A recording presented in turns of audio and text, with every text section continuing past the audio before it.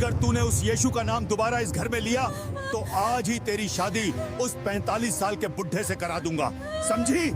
अरे ऐसी कुल कलंकिनी बागी लड़की के पैदा होने से अच्छा था कि ये बचपन में ही मर जाती।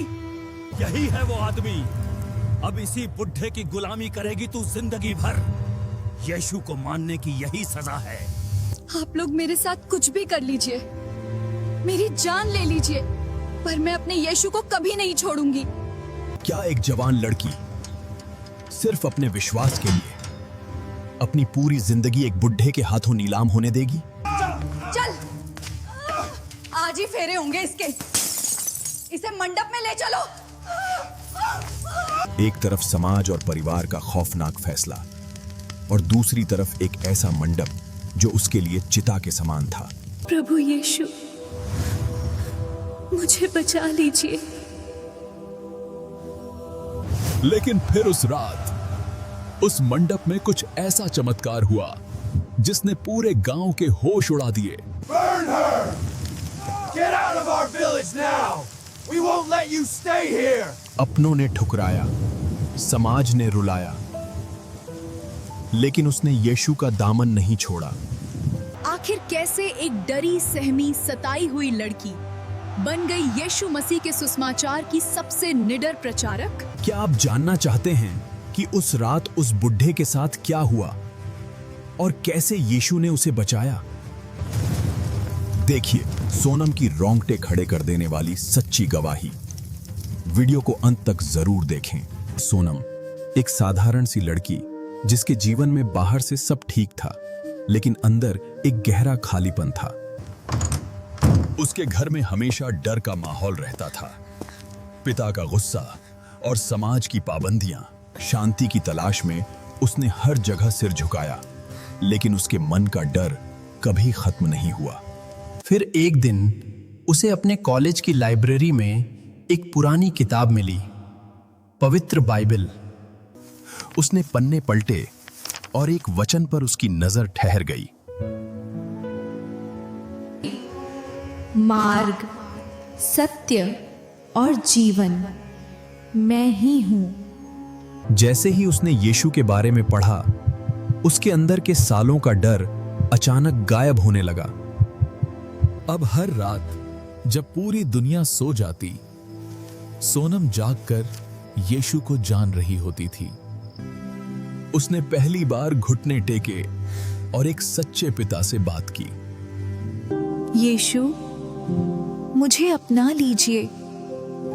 मैं आप पर विश्वास करती हूँ। सोनम बदल गई थी। उसके चेहरे पर अब डर नहीं, एक अलौकिक चमक थी। लेकिन यह खुशी उसके परिवार को खटकने लगी। उसकी मां की नजरें उस पर टिक गईं। एक दिन जब सोनम घर पर नहीं थी, उसकी मां ने उसके कमरे की तलाशी ली। और फिर उसके हाथ वो किताब लग गई। सुनते हो? देखो तुम्हारी लाडली बेटी क्या कर रही है। ईसाइयों की किताब पढ़ रही है। पिता के लिए यह किसी तूफान से कर नहीं था। उनका अहंकार जाग उठा। जैसे ही सोनम घर लौटी, उसे अंदाजा नहीं था कि अंदर क्या होने वाला है। घर में शमशान जैसी शांति थी।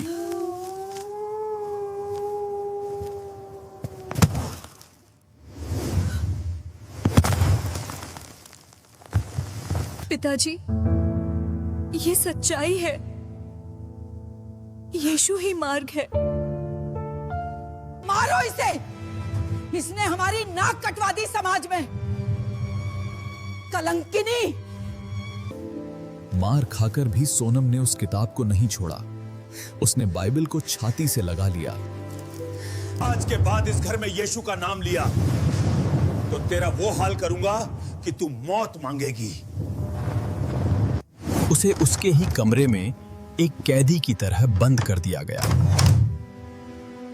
प्रभु, मुझे हिम्मत दो। मैं टूट रही हूं। पिता के दिमाग में एक खौफनाक योजना चल रही थी। ईसाइयत का भूत उतारने का एक ही तरीका था। अगले दिन घर में रिश्तेदारों को बुलाया गया। सोनम के भविष्य का फैसला हो रहा था। सोनम दरवाजे के पीछे से अपनी जिंदगी का सौदा होते हुए सुन रही थी। दीनानाथ 45 साल का है पर अमीर है, उससे इसकी शादी करा दो, सारा भूत उतर जाएगा। 45 साल का बुढ़ा? यह सुनकर सोनम के पैरों तले जमीन खिसक गई। और फिर वो मनहूस दिन आया जब वो आदमी सोनम को देखने आया। उसकी नजरें एक भूखे भेड़िए की तरह सोनम को घूर रही थीं। सिर झुकाकर चल और दीनानाथ जी को चाय दे। चाय लेते वक्त उसने जानबूझकर सोनम का हाथ छुआ। सोनम सिहर उठी। लड़की पसंद है मुझे। शादी कल ही होगी। पिताजी, मुझ पर रहम कीजिए। मैं मर जाऊंगी लेकिन इस आदमी से शादी नहीं करूंगी। उसी रात सोनम के सामने एक लाल रंग का शादी का जोड़ा फेंक दिया गया जो उसके लिए कफन जैसा था। शादी की रात से पहले वाली वो रात सोनम के लिए सदियों जितनी लंबी थी। एक पल के लिए उसे लगा कि अपनी जान दे देना ही इस नर्क से बचने का एकमात्र रास्ता है। लेकिन तभी उसे उस किताब का एक वचन याद आया। यीशु, अगर आप सच में हैं, तो आज मुझे इस मंडप से बचा लीजिए। और जब कोई रास्ता नहीं बचा था, तब स्वर्ग ने उसकी आवाज सुन ली।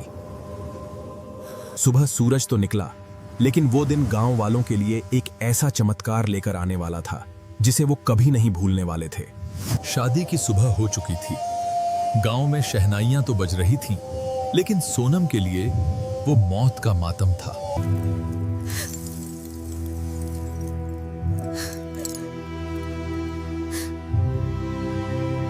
अब ये रोना धोना बंद कर, चुपचाप मंडप में बैठ जाना, वरना तेरे बाप का गुस्सा तू जानती है। हे पिता, क्या आप मुझे इस नर्क में जाने देंगे? मुझे बचा लीजिए।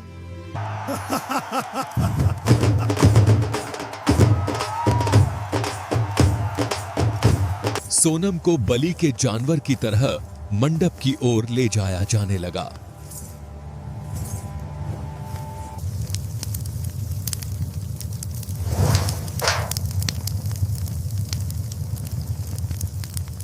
ओम भूर्भुवः स्वः तत्सवितुर्वरेण्यं भर्गो देवस्य धीमहि।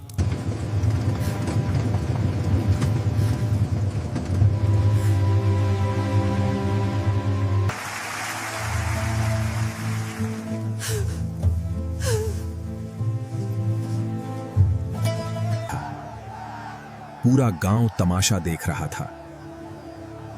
किसी ने उस लड़की का दर्द नहीं समझा। पंडित ने कहा कन्यादान का समय हो गया है, लेकिन तभी आसमान का रंग बदलने लगा। The fire, it's too strong. Cover your eyes, everyone, back up. Get some water. Get some water. प्रभु यीशु,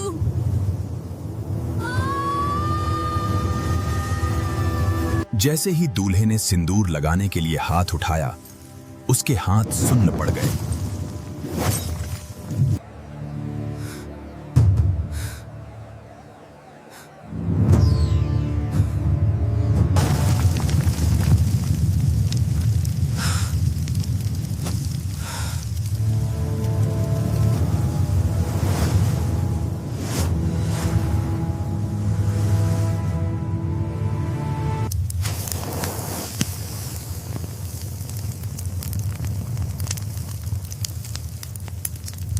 शादी रुक गई। भगवान ने एक बेबस लड़की की पुकार सुन ली थी। ये सब तूने किया है। तूने कोई काला जादू किया है। ये जादू नहीं, मेरे जीवित परमेश्वर का काम है। उन्होंने मुझे बचा लिया। लेकिन चमत्कार के बाद शुरू हुआ असली इम्तिहान। समाज उसे डायन और भ्रष्ट कहने लगा। निकल जा इस घर से, आज से तू मेरी बेटी नहीं।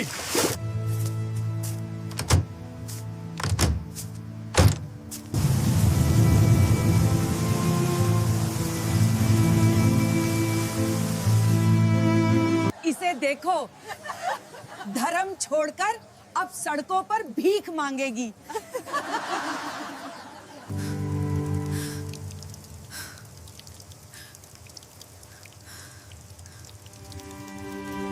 अकेलेपन में उसे लगा कि शायद वो हार जाएगी, लेकिन यीशु उसके साथ थे।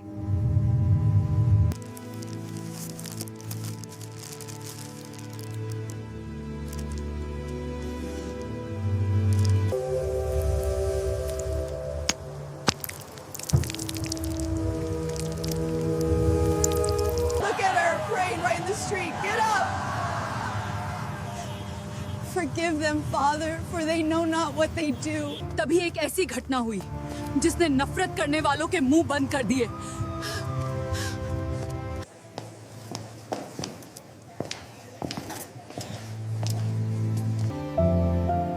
डरो मत, यीशु इस बच्चे को ठीक करेंगे।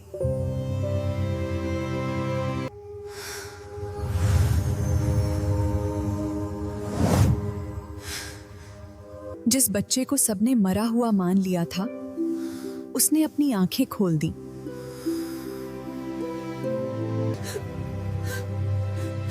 मां के आंसू अब खुशी के आंसुओं में बदल चुके थे। ये कैसे हो गया? इस लड़की में कोई ईश्वरीय शक्ति है। मुझ में कोई शक्ति नहीं है, ये मेरे प्रभु यीशु का प्रेम है। लेकिन जहां रोशनी होती है, वहां अंधेरा छटपटाता जरूर है। गांव के मुखिया को यह बर्दाश्त नहीं हुआ। अब सोनम का जीवन उसका अपना नहीं था।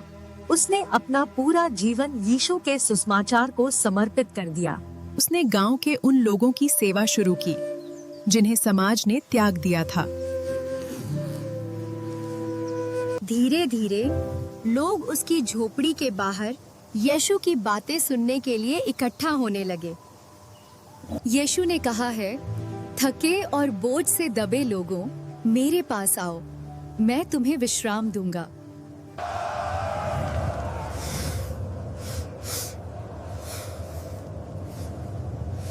कुछ ही दिनों में 5 लोग 50 में और 50 बदल गए 500 में।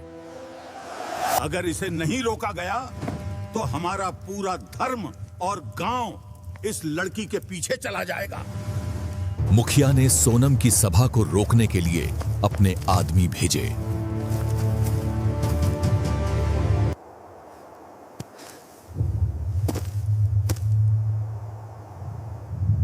ए लड़की, अपना ये पाखंड बंद कर और यहां से भाग जा, वरना अंजाम बहुत बुरा होगा। भाई, आप मुझे परेशान सकते हैं, लेकिन मेरे अंदर जो शांति है उसे आप नहीं छीन सकते। उसके निडर और प्रेम भरे शब्दों ने उस पत्थर दिल इंसान को भी अंदर तक हिला दिया।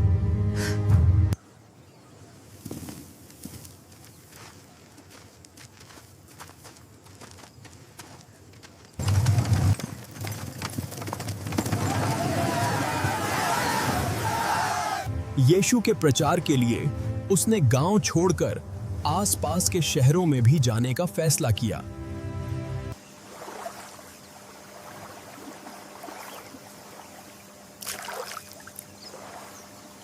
That is too much. I will pay only half. Come look at the pottery, the finest in the city.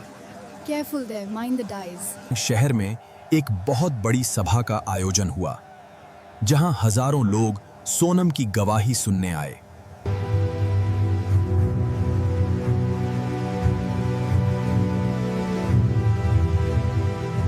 मेरे प्यारो, आज मैं यहाँ आपको एक कहानी नहीं बल्कि एक जिंदा सच्चाई बताने आई हूँ। उसने अपनी वो खौफनाक रात और यीशु द्वारा बचाए जाने की गवाही सबके सामने रखी।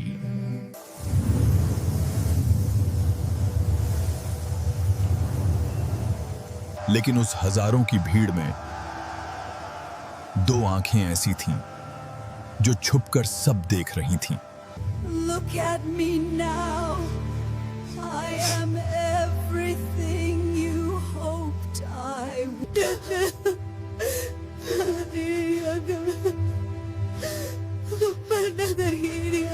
The progress we have made this year is significant, but we must remember that the true strength of our village lies in.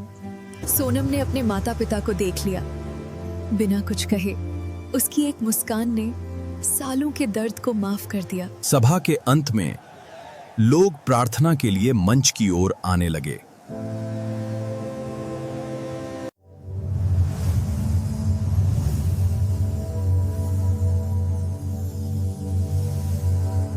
और फिर वो व्यक्ति आगे बढ़ा जिसने उसे घर से निकाला था।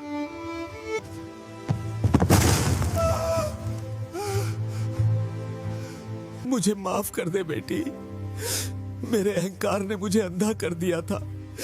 तेरा यीशु ही सच्चा परमेश्वर है।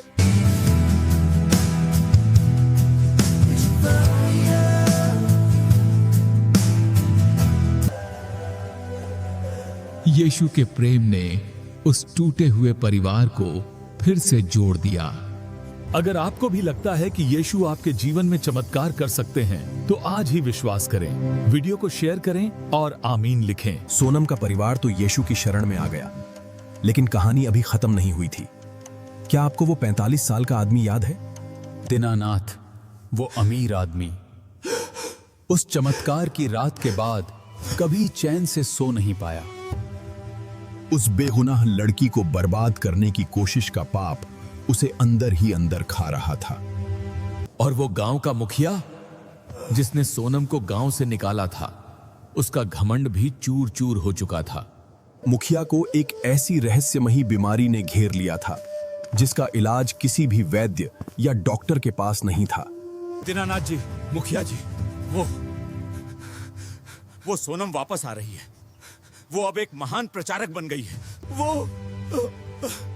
वो जरूर मुझे श्राप देने आ रही है। मैंने उसके साथ बहुत बुरा किया था। जिस गांव ने सोनम को परेशान किया था, आज वही गांव उसके स्वागत के लिए खड़ा था।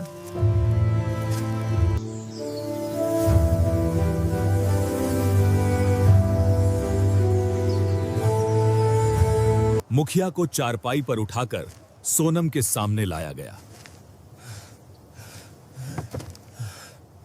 मुझे माफ कर दे, मैंने तुझे नहीं, साक्षात परमेश्वर के रूप को ठुकराया था। मैं मरने वाला हूँ। सोनम के दिल में कोई कड़वाहट नहीं थी। उसने झुककर मुखिया के सिर पर हाथ रखा। यीशु आपको क्षमा करते हैं और वही आपको चंगा करते हैं। उठिए। Look, he is standing. The gods have blessed him. तभी भीड़ के पीछे से एक और व्यक्ति लड़खड़ाते हुए आगे आया। दीनानाथ,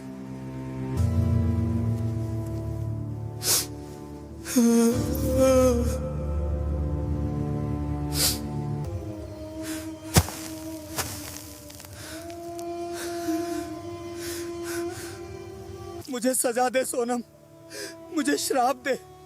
मैं इसी लायक हूँ। मैंने तेरी जिंदगी नर्क बनानी चाहिए थी। पूरी भीड़ खामोश थी। सबको लगा आज सोनम इस आदमी को कभी माफ नहीं करेगी।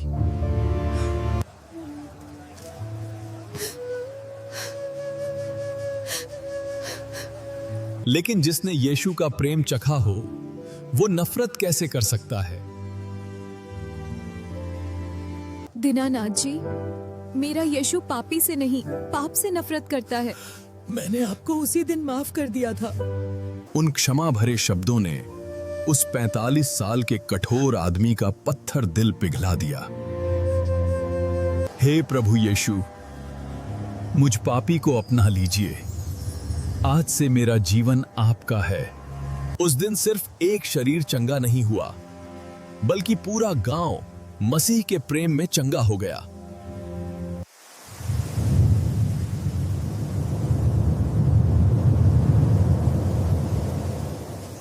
जहां कभी नफरत थी, वहां मुखिया और दीनानाथ ने मिलकर प्रार्थना का एक विशाल घर बनवाया।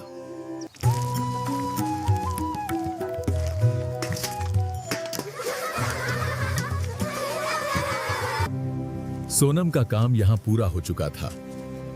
अब उसे लाखों और लोगों तक ये रोशनी पहुंचानी थी।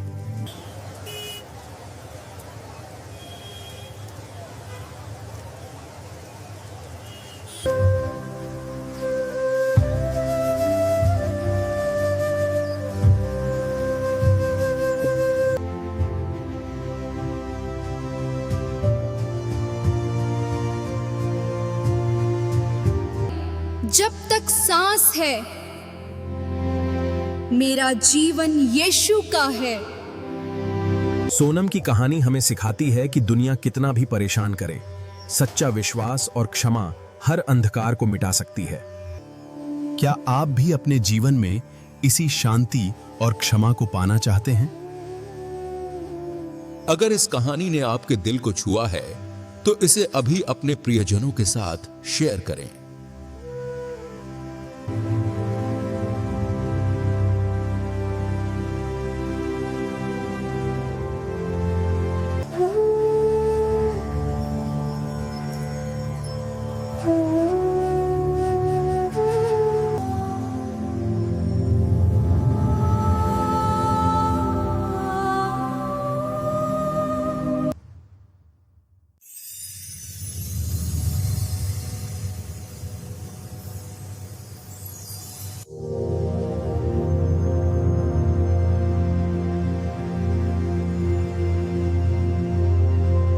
आज इस गवाही से आपने बहुत कुछ सीखा होगा। यीशु मसीह ने अपने वचनों में कहा है कि जाओ और मेरे गवाह बनो और भी लोगों को मेरी सुसमाचार के बारे में बताओ। जैसा कि आज की इस वीडियो में आपने देखा कि कैसे एक लड़की जिसको सताया गया, जिसको परेशान किया गया, उनके घर वाले तक उनके खिलाफ हो गए, फिर भी उन्होंने यीशु मसीह को नहीं छोड़ा और अंत में बहुत सारी परेशानियां झेलने के बाद परमेश्वर ने उन्हें सामर्थ्य बनाया और वो प्रचारक बनी और उन्होंने अपना जीवन परमेश्वर को सौंप दिया। ऐसा ही होता है जब कोई व्यक्ति सताव से उठता है और परमेश्वर का काम करता है। बाइबल में कहा गया है कि जब तक सोना तपता नहीं है तब तक वो निखरता नहीं है, चमकता नहीं है। वैसे ही ये जो सताव है, ये जो हम ये सताए जाते हैं, जो क्रिश्चियंस और मसीहियों को यीशु मसीह पर विश्वास करने के कारण उन्हें सताया जाता है, ये एक सताव है जो हमें और निखारती है और हमें सुंदर बनाती है और हम प्रभु यीशु मसीह के लिए और बेहतर काम कर सकते हैं। ऐसे एक पास्टर थे जिनको सताने वालों ने जेल में बंद करा दिया और वो सोचते थे कि उनके प्रियजन उन्हें आकर छुड़ाएंगे, ये पास्टर आकर उन्हें छुड़ाएंगे, लेकिन कोई भी उनसे मिलने नहीं आया जेल में। केवल उनकी पत्नी उनके पास आई। तब उन्होंने डिसाइड किया कि अब मैं किसी पर भरोसा नहीं करूंगा, सिर्फ परमेश्वर पर भरोसा करूंगा और उसी पर भरोसा करके सारे काम को करूंगा। और जब वो वापस आए तो जब उनसे पूछा गया कि अब आप क्या करेंगे, तो उन्होंने कहा कि मेरे अंदर कुछ गलत फहमियां थी जिसको परमेश्वर ने दूर करा है और अब मैं और भी जोरों शोरों से परमेश्वर का काम करूंगा, परमेश्वर को प्रेम को लोगों तक पहुंचाऊंगा जिससे लोग परमेश्वर के प्रेम को जाने। यीशु मसीह ने भी हमें अंत के दिनों तक और पृथ्वी की छोर तक हमें गवाह बनने के लिए ठहराया है। आप सोचिए कि भारत में केवल एक व्यक्ति आया था थोमा और उससे आज लाखों करोड़ों लोग यीशु मसीह को फॉलो करते हैं भारत में।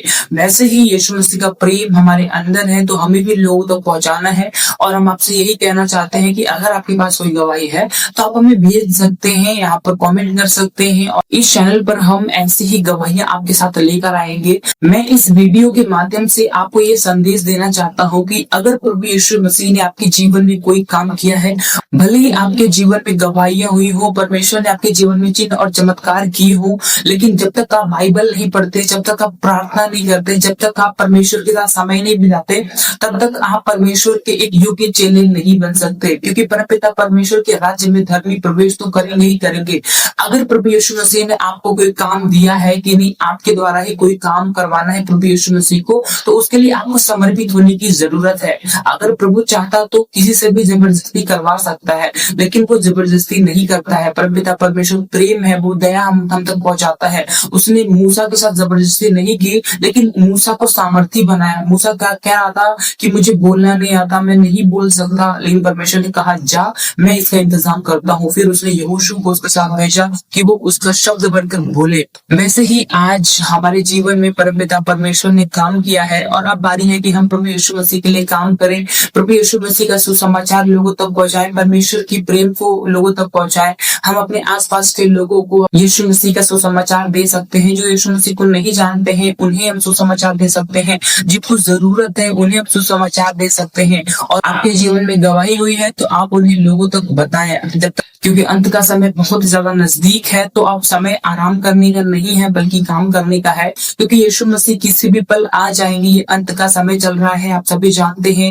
ये जो गवाहियां हैं ये हमारे सामने ये प्रकट करती है कि यीशु मसीह का आना बहुत ही ज्यादा निकट है, क्योंकि वचन कहता है कि पृथ्वी की छोर तक जब सुसमाचार पहुंच जाएगा, प्रभु का नाम हो जाएगा, तब यीशु मसीह आ जाएगा। तो आप समझते हैं कि आज के टाइम में वर्ल्ड के हर एक देश में, हर एक कोने में प्रभु यीशु मसीह का नाम है। प्रभु यीशु मसीह को जाना चाहता है। प्रभु यीशु मसीह को हर कोई जानता है कि कैसे यीशु मसीह ने हमसे प्रेम किया और अपने आप को हमारे लिए दे दिया। बाइबल की बहुत सारी भविष्यवाणियां पूरी हो रही है। तो अंत में मैं केवल इतना ही कहना चाहता हूँ, अगर आपके पास कोई गवाही है, आप कुछ कहना चाहते हैं, तो आप कमेंट बॉक्स में कह सकते हैं। और आने वाली वीडियोस की नोटिफिकेशन पाने के लिए आप हमारे चैनल को सब्सक्राइब भी कर सकते हैं। अगर आप चाहिए तो आप ये वीडियो अपने मित्रों के साथ, अपने मसीही दोस्तों के साथ, या फिर आपको लगता है कि इस गवाही की जरूरत किसी व्यक्ति को है, तो आप उन्हें भेज सकते हैं कि वो इस गवाही को सुने और समझे और परमेश्वर के प्रेम को समझे। आज की वीडियो यहीं तक। आप सभी को जय मसीह की